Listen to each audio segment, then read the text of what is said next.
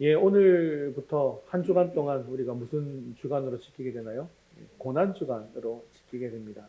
왜 이 주간을 고난 주간이라고 하면서 우리는 기념하고 지키고 있는 것일까요? 6월절을 맞아서 예수님께서 예루살렘으로 입성하게 되셨죠.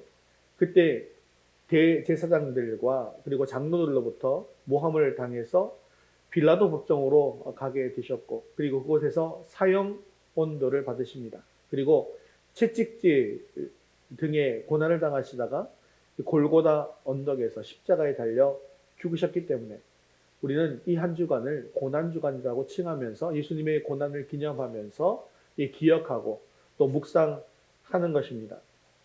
그리고 오늘은 무슨 주일이라고 그랬죠? 오늘 주일을 고난주일 이렇게 얘기하진 않죠. 오늘은 종려주일이다라고 이야기를 합니다. 왜 그러냐면 예수님께서 예루살렘을 입성하실 때 나귀를 타고 입성을 하시게 됐는데요. 그렇게 입성하실 때 백성들이 무엇을 들고 나와서 환영했냐면 종려나무 가지를 들고 막 이렇게 흔드는 거예요. 흔들면서 뭐라고 찬송했냐면 우리가 잘 알고 있는 호산나, 호산나 찬송하리로다라고 환호하면서 예수님을 맞이했기 때문에 그것을 기념하는 주일이다 해서 우리는 종려주일로 부르는 것입니다. 우리는 예수님께서 왜 예루살렘에 입성하신지를 잘 알고 있습니다. 왜 예수님께서 예루살렘으로 입성하셨습니까? 그것은 바로 우리의 죄를 대신해서 십자가에 달려 죽으시기 위함인 것이죠. 지금 우리는 이것을 너무나 잘 알고 있는데 그 당시 백성들의 생각은 전혀 달랐습니다. 그들은 예수님께서 이 로마의 억압으로부터 해방시켜 주실 메시아라고 생각했던 것이죠. 그래서 이제 왕으로 예루살렘에 입성하시는 것으로 생각했기 때문에 종려나무 가지를 흔들면서 일종의 대관식을 행했던 것입니다. 예수님께서는 죽으시러 예루살렘 성에 들어가셨는데 모든 백성들은 예수님을 메시아로 추대한 것을 통해서 또 왕으로 추대한 것을 통해서 우리는 무엇을 알 수 있는 것인가요? 하나님의 생각과 우리의 생각은 전혀 다르다는 것입니다. 하나님의 뜻과 우리의 뜻은 전혀 다르다라는 것입니다. 그렇습니다. 하나님의 생각과 우리의 생각은 아주 하늘과 땅만큼의 큰 차이가 나는 것이죠. 우리는 이 땅에서 편안하게 살고 싶어 합니다. 하지만 주님께서는 뭐라고 말씀하십니까? 자기 십자가를 지고 내가 걸었던 이 길을 따라와라 라고 말씀하십니다. 우리는 넓은 길을 가고 싶어요? 좁은 길을 가고 싶어요? 넓은 길을 가고 싶어요. 그런데 주님께서는요, 좁은 길로 가라고 말씀하십니다. 우리는 살고 싶습니다. 그런데 예수님께서는 죽으라고 말씀하십니다. 우리는 높은 자리에 앉고 싶어요. 그런데 주님께서는요, 낮은 자리에 앉으라고 말씀하시는 거예요. 이처럼 고난주간의 시작은 하나님의 생각과 인간의 생각이 전혀 다른 것에서부터 시작되더라는 것입니다. 그래서 내 뜻대로만 살다 보면 내 삶 속에서 하나님의 뜻대로 사라지지가 않는 것입니다. 하나님의 뜻을 제대로 이루어지지 못하고 있더라는 것입니다. 오늘 우리가 살펴볼 이 십자가는 우리 신앙의 기초이고 우리 신앙의 중심입니다. 오늘 종려주의를 맞이해서 또 고난주간을 시작하면서 다시 한번 이 십자가의 의미를 살펴보므로 우리의 놀라운 구원을 재확인하시고 또 구원의 새 힘을 얻는 저와 여러분 되시기를 주님의 이름으로 축원합니다. 우리 첫 번째 같이 읽겠습니다. 죄의 결과는 참혹한 저주입니다. 우리는 요즘 시대에 십자가를 너무 쉽게 찾아볼 수 있습니다. 길을 가다 보면 교회의 십자가가 도시에는 너무나 많이 있죠. 밤만 되면 십자가가 빨간 십자가들이 이렇게 보이는 것을 우리는 흔히 목도하게 되어집니다. 그리고 요즘 또 십자가를 가지고 또 뭐 또 만들어서 착용하고 다닙니까? 목걸이도 하고 귀걸이도 하고 또 보니까 이 드라마나 영화 같은 데 보면 십자가로 타투를 또 해가지고도 많이 다니더라고요 또. 그래서 이 사람이 예수님 믿는 사람인지 아닌지 모르겠어요. 그 십자가가 예수님의 십자가인지 아닌지도 모르겠어요. 아무튼 십자가를 장신구처럼 장식물처럼 사용하는 지금 그런 시대입니다. 그런데요, 이 십자가는 사실 장식물로 쓰기에는 너무나도 참혹하고 비참한 사형 도구였다는 것이죠. 그 당시에 사형할 수 있는 방법 중에 가장 잔인한 사형 방법이었다는 거예요. 여러분, 그래서 요즘은 그런 십자가형으로 만일에 사람을 사형시킨다고 하면 인권 문제가 심각하게 대두될 것입니다. 우리나라도 사형 제도는, 사형이라는 벌은 있지만 실제로 사형을 집행하고 있지도 않지 않습니까? 그래서 요즘은 뭐 사형을 한다 하더라도 약물로 이렇게 한다든지 뭐 이렇게 해서 사람에게 고통을 최소한으로 주는 방법으로 그렇게 하는 것이죠. 그래서 현대의 사형 방식은 죽는 순간 고통을 최소화하는 것입니다. 그런데요, 십자가형은 정반대입니다. 십자가형은요, 십자가로 바로 다는 것으로 시작하잖아요. 십자가형의 시작은 채찍질부터 시작하는 것입니다. 그런데 이 채찍도 보통 채찍이 아니라는 걸 너무나 잘 알고 있지 않습니까? 일반 채찍으로 사람을 때려도 채찍의 채찍 끝에 그 속도는요, 어마어마한 속도가 납니다. 심지어 채찍질 탁 할 때 소리 빵빵빵 하고 나는 거 있잖아요. 그렇게 세게 나는 건 뭐 음속을 돌파한다면서요. 막 그렇게 빠르다면서요. 그런데 그런 채찍 끝에다가 동물의 뼈, 날카로운 뼈나 아니면 쇠붙이, 이 갈고리처럼 생긴 낚싯바늘처럼 생긴 그런 쇠붙이를 그 끝에다가 다는 거예요. 그러면요, 그걸 사정없이 후려치면 어떻게 됩니까? 그 동물의 뼈나 쇠붙이가 살에 박히는 거예요. 그리고 그걸 잡아 뜯습니다. 그러면요, 살점이 떨어져 나가고 피가 찰찰 흐르는 거예요. 그래서 패션 오브 크라이스트라는 영화를 보시면 탁 당기면 채찍질하던 그 간수가 얼굴에 피가 팍 튀는 것을 볼 수 있지 않습니까? 그렇게 고통스럽게 시작하는데 그것으로 끝이 아니죠. 이미 피가 살점이 떨어져 나고 피를 막 흘린 그 상태에서 자기가 매달려야 할 십자가, 그 십자가를 지고 그 언덕을 올라가야 합니다. 여러분, 십자가 지는 체험을 해보셨는지 모르겠지만 십자가가 우리가 그냥 강목 하나만 이렇게 접어서 이렇게 해서 언덕 올라가도 참 무거울 텐데요. 이만큼 두꺼운 거잖아요. 이만큼 두꺼운 십자가를 지고 한번 가보시면, 십자가 체험 한번 해보시면요, 혼자서는 도무지 갈 수가 없고요. 팀을 이뤄서 몇 명 이렇게 가면 좀 억지로 끌고 갈 수 있을 정도로 그렇게 무거운 십자가입니다. 결국 그 십자가를 끌고 다 못 가셨잖아요. 십자가를 구리는 시몬이 대신 지고 또 올라가지 않습니까? 그죠? 그래서 십자가를 가지고 그 언덕까지 올라가게 되면 그제서야 십자가를 세웁니다. 그리고 그 십자가에 매달게 되죠. 근데 끈으로만 매달면 다행인데 어떻게 매단다고요? 끈으로도 매달지만 못을 박습니다. 이만한 못인 거예요. 이만한 못. 이만한 못으로 여기 박는다고 생각하시잖아요. 여기. 근데 여기 박으면 어떻게 될까요? 쭉 찢어져 버리잖아요. 그래서 이 뼈 있는 데를 박는 겁니다. 떨어져 나가지 않아요.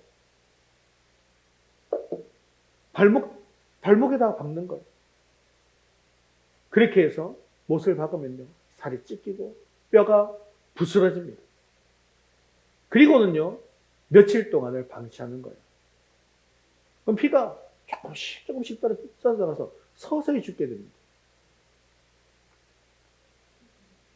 그리고 나중에는요, 이렇게 떨어지니까 폐에 물이 차기 시작합니다. 물이 차기 시작해요. 그래서 이 폐에 물이 차면 어떻게 죽는 거예요, 또? 질식해서 죽게 되잖아요. 그러니까 안 죽으려면 어떻게 해야 돼요? 또 이렇게 버텨야 돼요. 그래서 십자가 밑에 보면 발로 버틸 수 있는 것도 있습니다. 그래서 발로 이렇게 버티면요, 숨을 좀 쉴 수 있어요. 근데 버틸 수가 있어요, 없어요? 발목에 못이 박혀 있는데 오래 버틸 수 있습니까? 못 버텨요. 또 이렇게 쳐지는 거예요. 그럼 또 숨을 헐떡헐떡 하다가 죽을 것 같은 고통을 또 딛고 또 일어서는 거예요. 그런데 피가 철철 흐르고 상처가 있고 막 이렇게 하니까 하늘에 날아다니는 독수리가 어떡합니까? 배가 고프면 와서 막 쪼기도 하는 거예요. 낮에는요, 너무너무나 뜨겁습니다. 그런데 밤에는 어때요? 또 너무너무나 춥습니다. 그렇게 끔찍한 고통 속에서 서서히 죽어가는 것. 그것이 바로 십자가형입니다. 그 고통과 참혹함과 잔인함은 이로 말로 지금 저는 표현하고 있지만 말로 표현을 다 할 수 없을 지경입니다. 그런데 이렇게 참혹한 십자가형은 그 당시 로마에서 가장 큰 죄를 저지른 범죄자에게만 행하던 그런 사형 방법이었습니다. 그런데 왜 아무런 죄가 없으신 예수님께서 이렇게 십자가형을 당하여만 하신 것일까요? 오늘 본문 말씀 갈라디아서 3장 13절은 이렇게 말씀하고 있습니다. 3장 13절 말씀, 3장 14절 말씀 같이 읽겠습니다. 그리스도께서 우리를 위하여 저주를 받은 바 되사 율법의 저주에서 우리를 속량하셨으니 기록된 바 나무에 달린 자마다 저주 아래 있는 자라 하였음이라. 아멘. 자, 오늘 말씀을 보면요, 예수님께서 십자가 처형을 당한 것은 다른 이유에 있는 것이 아니라는 거예요. 바로 우리가 받아야 할 저주였지만 그 저주를 대신 감당하신 것이다 라고 말씀하고 있더라는 것입니다. 그런데 왜 우리는 저주를 받아야 합니까? 그것은 우리가 아담의 후손으로 태어난 죄인이기 때문입니다. 그래서 사도 바울은 이것에 대해서 로마서 5장 12절에 이렇게 말씀하고 있습니다. 읽겠습니다. 그러므로 한 사람으로 말미암아 죄가 세상에 들어오고 죄로 말미암아 사망이 들어왔나니 이와 같이 모든 사람이 죄를 지었으므로 사망이 모든 사람에게 이르렀느니라. 아멘. 자, 한 사람으로 말미암아 죄가 들어왔는데 이 한 사람이 누구입니까? 아담이죠. 아담은 인류의 대표입니다. 그래서 아담이 가장 먼저 죄를 지어서 죄인이 되었고 그 아담을 대표로 해서 그 뒤에 태어난 후손들도 모두가 다 죄인이 된 것입니다. 그런데 아담이 범한 죄가 무슨 죄입니까? 하나님께서 금하셨던 선악과를 따 먹은 죄입니다. 우리는 아담이 하나님께서 금하신 선악과를 먹은 것이 어떤 의미를 가지고 있는지를 알아야 하는데요. 창세기 2장 16절, 17절 말씀 같이 읽겠습니다. 여호와 하나님이 그 사람에게 명하여 이르시되 동산 각종 나무의 열매는 네가 임의로 먹되 선악을 알게 하는 나무의 열매는 먹지 말라. 네가 먹는 날에는 반드시 죽으리라 하시니라. 자, 하나님께서는 아담에게 이 동산 안에서 모든 것을 다 할 수 있는 자유를 주셨습니다. 그래서 각종 나무의 열매는 임의로 다 먹어도 된다라고 말씀하셨습니다. 그런데 단 한 가지, 선악을 알게 하는 나무의 열매는 먹지 말라고 명령하셨습니다.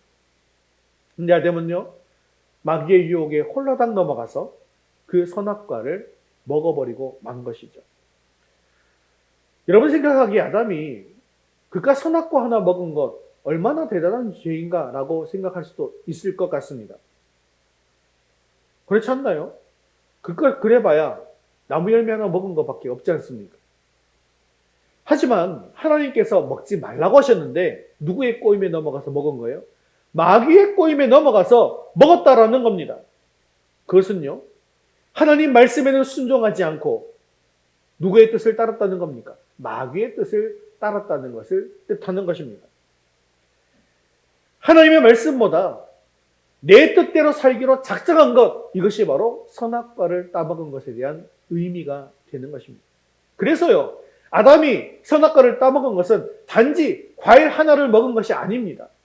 하나님의 뜻을 저버린 가장 큰 죄악이었던 것이죠. 인간이 이토록 큰 죄를 범했기 때문에 하나님께서는 인간들에게 벌을 주셨습니다. 세상을 살면서 죄와 고통과 두려움 속에서 살면서 결국 죽음을 경험하게 한 것입니다. 그뿐만 아니라 죽음 이후에, 죄를 가지고 온 죽음 이후에는 어디로 가게 되는 것입니까?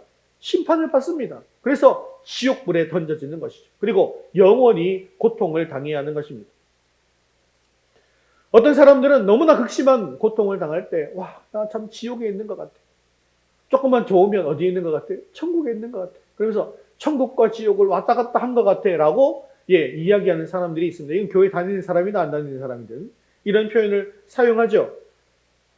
그런데요, 이 세상에서 당하는 고통은 어떻습니까? 이 세상을 떠날 때에는 이 고통이 다 사라져버리고 마는 것입니다. 그런데 지옥에서 당하는 고통은 어떨까요? 지옥에서 당하는 고통을 떠날 수 있을까요? 떠날 수가 없습니다. 한번 죄로 인해서 지옥에 떨어지면 영원히 고통을 당해야만 하는 곳이 바로 지옥이라는 것이죠.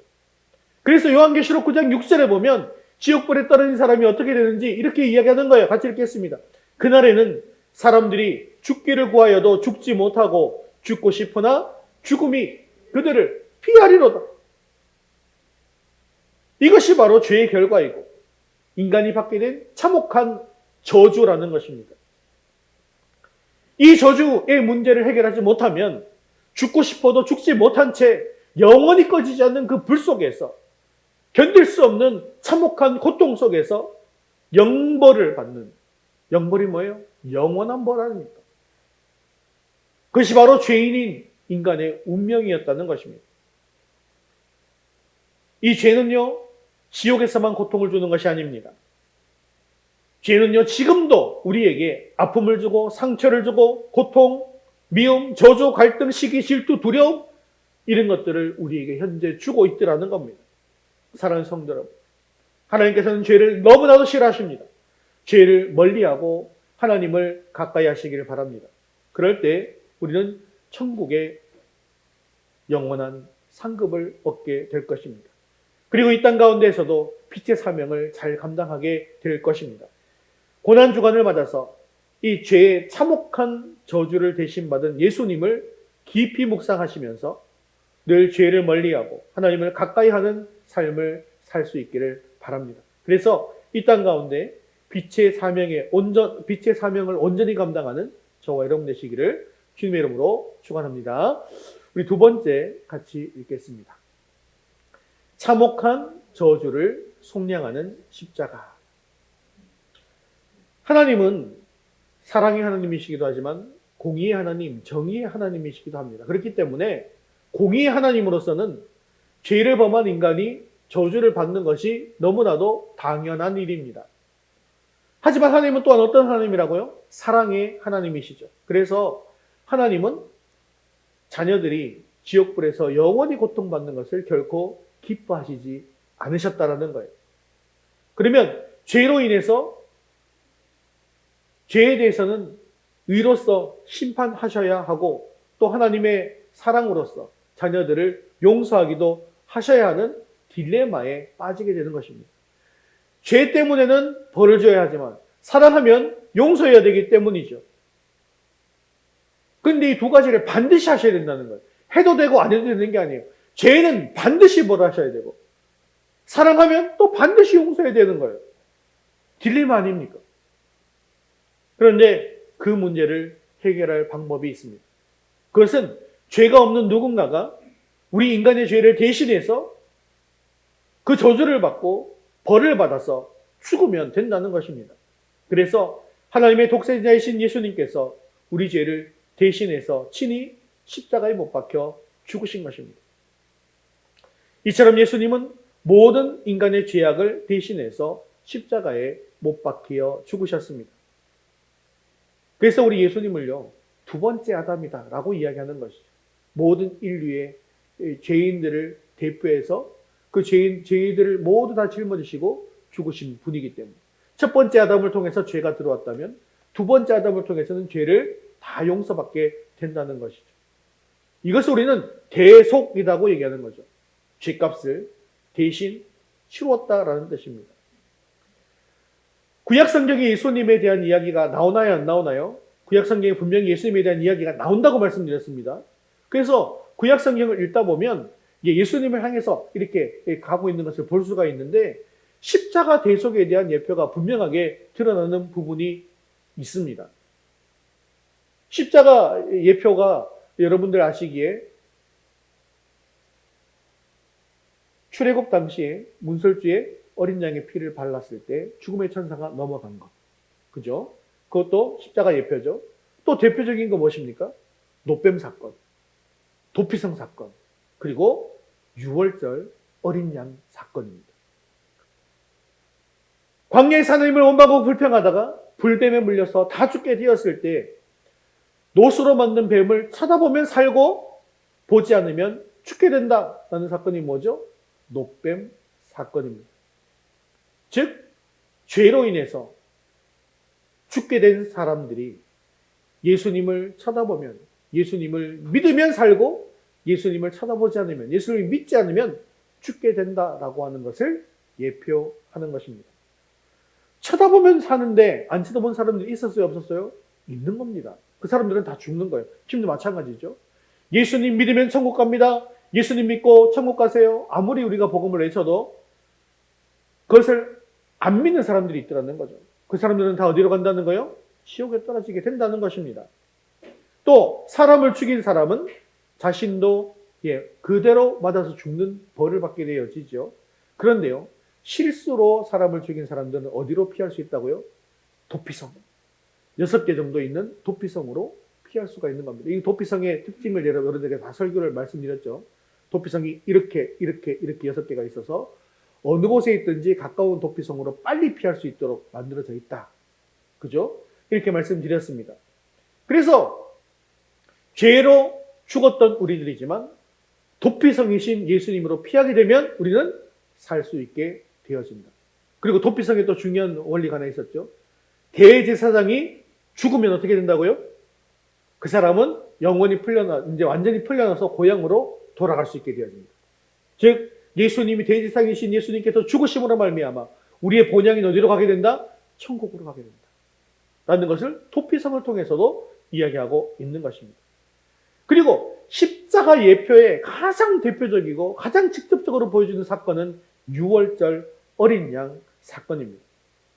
내 죄로 인해서 내가 죽어야 마땅한 것이에요. 그런데 나의 죄를 유월절 어린 양에게 전가시키는 것입니다. 죄를 전가시키고 그 양을 대신 죽이는 것이죠. 그러므로 말미암아 우리의 내 죄를 용서받게 된다는 것입니다. 우리가 유월절 어린 양 사건을 통해서 무엇을 할 수 있습니까? 죄를 용서받기 위해서는 반드시 뭐가 필요하다는 거예요? 짐승을 죽여서 피를 흘려야 한다는 것입니다. 이런 피의 제사가 성경에서 가장 먼저 등장한 것이 있는데 창세기 3장 15절 말씀입니다. 아담과 하와가 선악과를 먹고 죄를 지은 직후 하나님께서 주신 약속의 말씀인데 같이 읽겠습니다. 내가 너로 여자와 원수가 되게 하고 내 후손도 여자의 후손과 원수가 되게 하리니 여자의 후손은 내 머리를 상하게 할 것이요 너는 그의 발꿈치를 상하게 할 것이니라 하시고. 자, 요거 조금만 오래 펴놓으세요. 여기서 뱀은 무엇을 얘기하는 것일까요? 사탄입니다. 그리고 여자의 후손은 누구일까요? 예수 그리스도입니다. 그러니까 예수님, 자, 마귀의 사탄의 후손도 뱀의 후손도 또 여자의 후손과 원수가 되게 하겠다라는 거예요. 서로 죽이는 관계에 있다는 거죠. 그러면 자, 너는 그의 발꿈치를 상하게 할 것이다 라는 말은 뭘까요? 사탄이, 뱀이 발꿈치를 물면 어떻게 돼요? 사람이 고통받다가 죽어요. 죽는 거예요. 그죠? 결국 예수님께서 십자가에 달려 죽으신다라는 그런 의미고요. 여자의 후손은 누굴까요? 예수님이죠. 내 머리를 상하게 할 것이요. 자, 뱀이 있는데 뱀 머리를 밟아서 부셔버렸어요. 어떻게 되는 겁니까? 뱀이 죽는 겁니다. 서로 죽인다는 거예요. 서로 죽인다는 거예요. 그런데요, 결국 예수님께서 죽습니까? 사탄이 죽습니까? 결국은 사탄이 죽는 겁니다.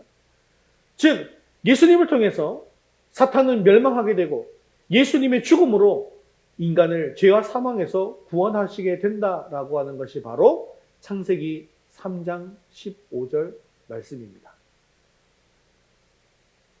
그리고 이 죄로 인해서 영원한 죽음에 이르게 된 사람들이 예수님의 이 죽음으로 말미암아 이 죽음에서 구원받게 되어진다라고 하는 것을 뭐라고 합니까? 복음이라고 하죠. 그렇죠? 그것을 창세기 3장 15절에서 가장 먼저 썼기 때문에 가장 먼저 쓰여진 아주 옛날에 쓰여진 복음이다 해서 이 복음을 무슨 복음이라 한다고요? 원시 복음이다라고 부르는 것이죠. 자, 이 원시 복음을 주신 이후에 하나님께서 다음으로 하신 일이 있습니다. 그것은 바로 아담과 하와에게 가죽옷을 만들어서 입혀 주신 것입니다.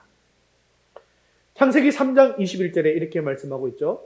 여호와 하나님이 아담과 그의 아내를 위하여 가죽옷을 지어 입히시니라. 자, 이 장면에서 계속의 원리인 피해 제사가 처음으로 등장하고 있는 것입니다.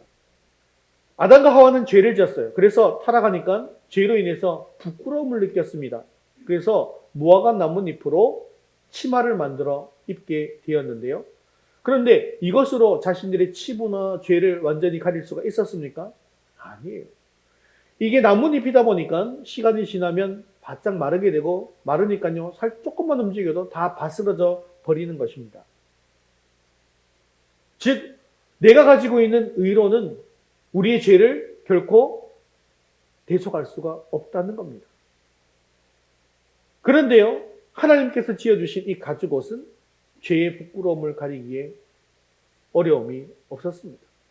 너무나 충분하게 가리게 되더라는 것이죠. 그런데요, 중요한 사실이 있습니다. 가죽옷이 이렇게 우리를 튼튼하게 막아주긴 하지만 이 가죽옷을 만들기 위해서 필요한 것이 있죠. 그게 뭡니까? 죄 없는 어린 양이, 그런 짐승이 대신 무참하게 먼저 죽어야 한다는 사실입니다. 대신 피를 흘려서 죽는 거예요. 내 죄를 가리기 위해서 짐승이 대신 피를 흘려서 먼저 죽어야 된다는 거예요. 그래야 가죽옷으로 우리를 가릴 수가 있게 되어지는 것이죠. 이것을 대속이라고 이야기하고 이것이 바로 피의 제사가 되는 것입니다. 이것에 대해서 히브리서 9장 22절은 이렇게 말씀하고 있습니다. 피 흘림이 없은즉 사함이 없느니라. 하나님은 사랑의 하나님이시면 동시에 공의의 하나님이십니다. 따라서 죄에 대해서 그냥 어물쩍 넘어가시지 않고 반드시 죄값을 물으신다는 거예요. 다만 사랑으로 하나님 자신이 대속물을 준비해 두신 것입니다. 여기서부터 시작된 피해 제사가 6월절 어린 양 이스라엘의 제사 제도로 이어져 간 것입니다. 그래서 지난번에도 제가 아벨과 가인의 제사에 대해서 말씀을 드렸는데, 그때는 제사법이 마련되지 않았잖아요 라고 말씀하실 수도 있지만 이미 창세기 3장에 아담과 하와가 죄를 지었을 때 가죽옷을 지어 입으심으로 말미암아 피해 제사가 존재했다는 것을 우리는 이미 알 수 있죠. 그 뒤로부터 한참 뒤가 지난 시점 아니겠습니까?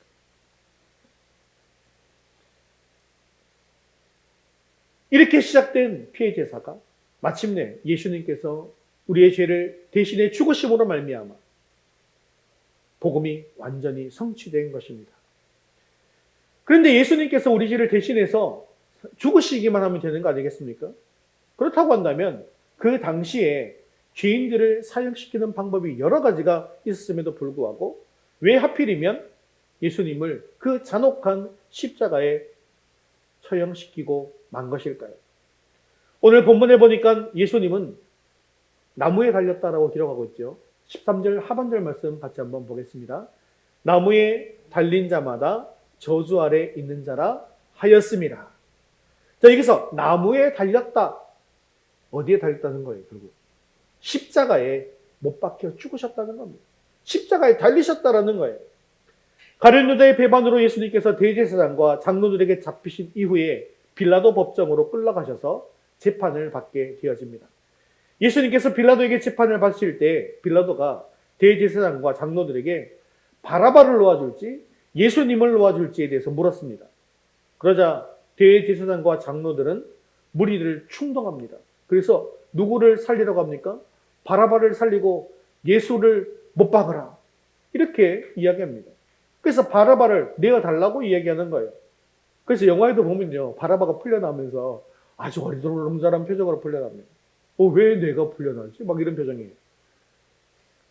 그래서 빌라도가 그러면 그리스도라고 하는 예수를 내가 어떻게 처형하면 좋겠느냐라고 물어봅니다. 그랬더니요, 군중들이 나서서 뭐라고 하는지 아세요? 십자가에 못 박아라, 십자가에 못 박아라 막 소리를 지르는 거예요. 유대인들이 예수님을 십자가에 못 박으러 한 것은 예수님께서 그들이 원하는 메시아가 아니었기 때문입니다. 유대인들은 구약에 예언된 메시아를 애굽에서 자신들을 구원한 모세나 아니면 블레셋 장군 골리앗으로부터 이스라엘을 구원한 다윗과 같은 그런 강력한 지도자, 왕이자 지도자인 그런 메시아를 기다렸다는 거예요. 그래서 예수님께서 예루살렘에 입성하실 때 종려나무를 들고 가지를 들고 흔들면서 호산나 찬송하리로다. 이스라엘의 왕이시여, 예루살렘의 왕이시여, 이렇게 외쳤던 것이죠. 그래서 정치적으로 강력한 메시아가 와야만 로마의 이 억압에서도 해방되고 자기 민족이 세상을 다스리는 그런 나라가 된다고 생각했기 때문입니다. 처음 예수님께서 공생의 기간 동안 보여주셨던 그런 일들을 생각하면 예수님은 당연히 로마의 압제에서 우리를 구원할 메시아처럼 보였습니다. 예수님께서는 오병이어로 5,000명을 먹으셨고 또 풍랑을 잠잠하게 하시고 병든 자를 고치시고 귀신 들린 자를 고치시고 죽은 자를 살리셨습니다. 이런 기적을 베푸시는 분이시니까 이제 예수님께서 예루살렘에 입성하시자 이스라엘의 왕으로 추대했던 것 아니겠습니까? 그런데 예수님께서 예루살렘에 입성하신 후에 그들의 기대는 여지없이 무너져버리고 만 것입니다. 3년 동안 함께 가르쳤던 그런 가룟 유다에게 배반을 당하는 거예요.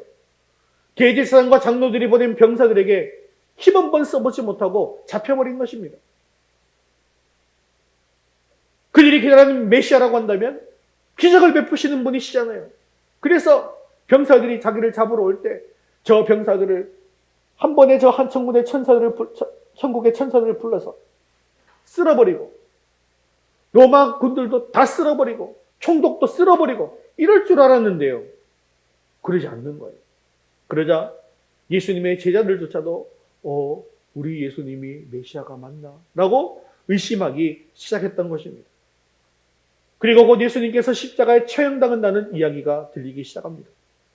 일이 이렇게 흘러가니까 백성들은 예수님을 가짜 메시아라고 생각했습니다. 그래서 십자가에 못 박아라, 십자가에 못 박아라 이렇게 외쳤던 것이죠.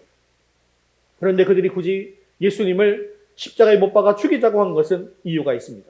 신명기 21장 23절 하반절 말씀에 이렇게 말씀하고 있죠. 같이 읽겠습니다. 나무에 달린 자는 하나님께 저주를 받았습니다. 그들은 예수님이 거짓 메시아이고 하나님께 저주받은 자다라고 생각했다라는 거예요. 그래서 십자가에, 저주받은 그 십자가에 못 박으라고 주장한 것입니다. 결국 이스라엘 백성들은 하나님의 아들이신 예수님을 죽이는 큰 죄를 범하게 된 것입니다. 하지만 예수님은 이 저주의 십자가에 매달리게 되어짐으로 말미암아 이제 우리에게 지어진 이 죄의 저주, 원래 내가 받아야 할 이 죄의 저주를 풀어주신 것입니다. 사랑하는 성도 여러분, 예수님의 십자가는 바로 내가 받아야 할 그런 참혹한 저주의 십자가였습니다. 그 십자가는 참혹하고도 처절한 고통을 대신한 대속의 십자가입니다. 예수님의 고통은 순전히 내가 받을 고통이었어요. 또한 내가 받을 지옥의 형벌이었습니다. 하지만 예수님께서 그 저주의 십자가를 지시고 또 피를 흘리심으로 이제 우리는 죄의 저주에서 벗어나서 새 생명을 얻게 된 것입니다. 그래서 예수님은요, 십자가에 달리셔서 그 고통 가운데 마지막 순간에 죽으시는 가운데 뭐라고 말씀하십니까? 다 이루었다. 그렇게 말씀하신 것입니다. 그리고 창세기 때 우리를 구원하시고자 하는 그 원시복음의 놀라운 약속을 다 이루신 것입니다. 죄로 인해 죽을 수밖에 없었던 우리가 살 길은 오로지 그렇기에 십자가뿐인 것이죠. 그러므로 이번 한 주간 고난주간을 보내시면서 내 죄를 대신해서 고통받으신 그 예수님이 너무나도 슬프고 안타깝고 쓰라린 마음도 있지만 그 십자가를 지심으로 말미암아 내 죄를 대신해서 구원해 주신 그 은혜에 감사하는 한 주가 되시기를 바랍니다. 또한 우리의 삶이 늘 이 은혜에 감사하는 삶이 되어야 한다는 것입니다. 또한 영원한 저주에서 해방된 은혜를 기억하면서 늘 하나님께 감사와 찬양과 영광을 올려드리는 삶을 살 수 있기를 바랍니다. 그리고 우리가 먼저 이 구원의 은혜를 누린 자로서 이 복음의 소식을 이것을 알지 못해서 이 기쁜 소식을 알지 못해서 지옥불에 떨어질 수밖에 없는 그들을 향해서 이 복음의 소식을 전함으로 말미암아 그들도 함께 천국 백성으로 세워지고 또 주님께서 맡겨주신 사명을 온전히 감당하는 저와 여러분 되시기를 주님의 이름으로 축원합니다. 말씀을 맺겠습니다. 예수님께서 우리를 죄의 저주에서 완전히 해방시켜 주셨기 때문에 우리는 더 이상 저주를 받지는 않습니다. 그러나 저주에서 속량을 받은 자가 해야 할 일이 있습니다. 그것은 아담이 저주를 받게 된 것이 하나님 말씀에 불순종했기 때문인 것을 기억해야 한다는 것입니다. 그리고 하나님의 자녀인 우리는 아담과 같이 선악과를 먹지 않는 것입니다. 이 선악과는 하나님 말씀에 불순종하는 것이죠. 그리고 이 선악과를 먹도록 마귀는 우리를 끊임없이 유혹하고 있는 것입니다. 사랑하는 성도 여러분, 지금 내 앞에 놓인 선악과가 무엇입니까? 우리는 이것들과 싸워서 이겨야 합니다. 우리가 이것과의 싸움에서 지면 아담처럼 하나님께서 금하신 선악과를 또다시 먹는 것입니다. 우리 주님께서 이미 나의 죄를 대신 받으셔서 또 저주를 받으셔서 십자가 고난을 당하셨습니다. 이번 주가 고난 주간이죠. 예수님은 나의 죄에 대한 대가를 그 저주의 십자가를 대신 지심으로 치루어 주셨습니다. 한 주간 이 주님의 십자가를 깊이 묵상해 보시다. 그리고 십자가 보혈의 능력으로 죄와의 싸움에서도 늘 승리하는 저와 여러분 되시기를 주님의 이름으로 축원합니다.